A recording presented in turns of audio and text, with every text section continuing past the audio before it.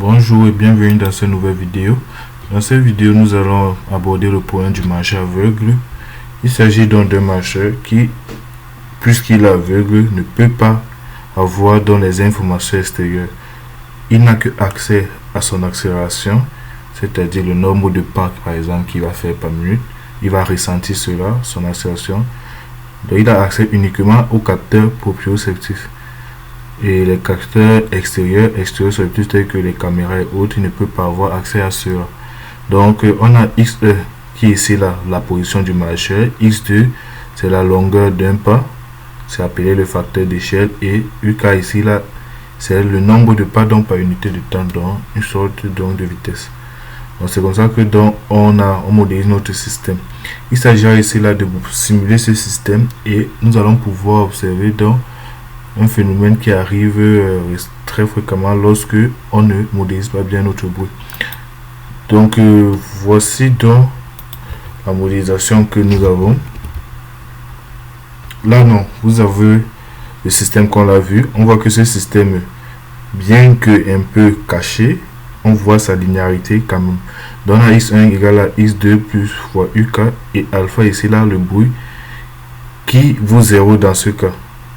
Et x2 est donné par cette relation et alpha 2 est donné par dans l'énoncé. Donc lorsque le marcheur quitte d'une position x à une position x1 k plus 1, la distance parcourue, c'est le nombre de cas de pas par unité de temps fois le facteur d'échelle. C'est pour ça qu'on a dans cette relation. Ce qu'on connaît au début de la simulation, c'est qu'il se trouve à une position 0, 1, et voici notre degré d'incertitude. Et là, on a aussi donc une incertitude sur sa mesure. Donc, pour modéliser cette équation, donc, on va utiliser un filtre de Kalman pour prédire de façon successive la position. Ce qu'on remarque, c'est que ça, c'est de dimension n. Et là, on a notre matrice A, et alpha ici va être de dimension 2, 1, puisque x est de dimension 2. La dimension de 0 ici, c'est 0, puisque le marcheur aveugle ici, là, n'a pas connaissance des valeurs extérieures. Il ne possède que des capteurs proprioceptifs, comme un sous-marin par exemple. Donc ceci dit, on revient donc dans notre code. Dans notre code, donc, on a fait cette modélisation que vous voyez là. Et je me place rapidement dans le code. Ici là, donc on a le départ et la matrice donc qui nous permet de voir les livres de confiance. Ça c'est alpha qui est l'incertitude donc sur l'état. On a y qui est ici là, c'est de dimension 0 puisque on n'a pas de mesure exacte.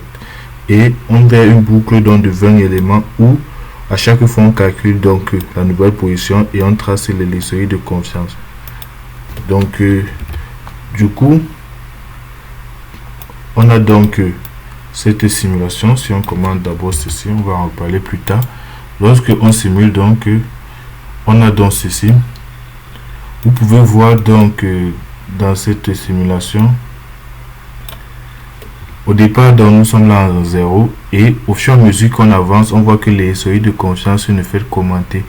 Il arrive à 10 et là il fait un retour, et ici l'ellipsoïde de confiance est encore le plus grand possible.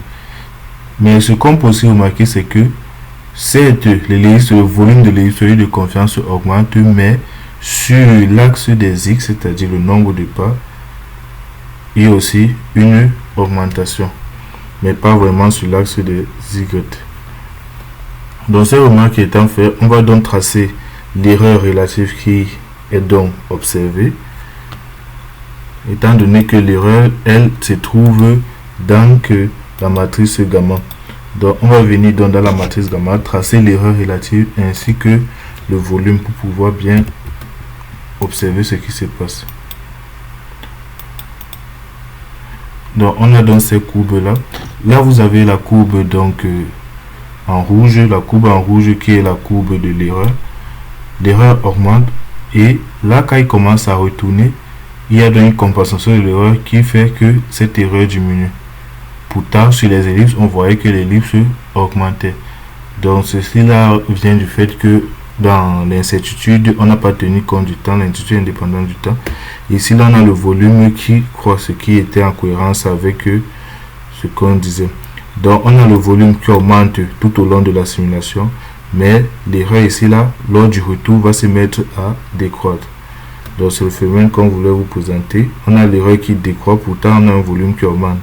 Donc ce qui veut dire que lorsqu'on va vouloir matérialiser un bruit, il faut qu'on tienne en compte le temps et on multiplie par un delta t ou un racine de delta t pour être précis sur l'erreur.